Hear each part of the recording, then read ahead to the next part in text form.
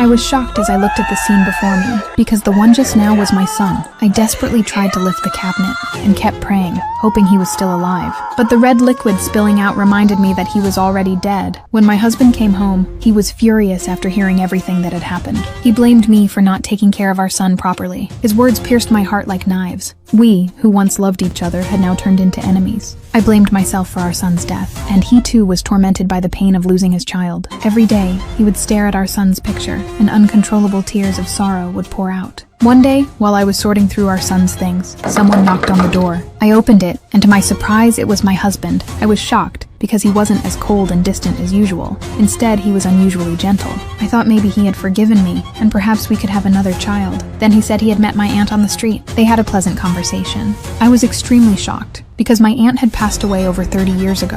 How could he have met her? But before I could ask further, he asked if our son was in the bedroom. He wanted to go see him. In that moment, I didn't know how to respond. I froze. Suddenly, someone knocked on the door again. Hearing my husband's voice outside, I was confused. I quickly turned and went to the living room to ask what was happening. But the husband who had just been sitting there had completely disappeared without a trace. I was stunned by all of this, so I went to open the door. My husband was standing there, and he was constantly blaming and insulting me. At that point, I started questioning who my real husband was. The next day, I went to see my best friend, and I told her everything strange that had happened yesterday, but she didn't believe me. Instead, she suggested I see a psychologist. Then she turned and left. Later, on my way home, I was stunned to see the cabinet from my house on the street. I stared at it in confusion. Then, the cabinet began to shake and it fell over. To my shock, two dark figures appeared behind the cabinet, but quickly, those dark figures disappeared. I was terrified by this scene, so I rushed home. But that night, even stranger things happened. I had a nightmare while sleeping,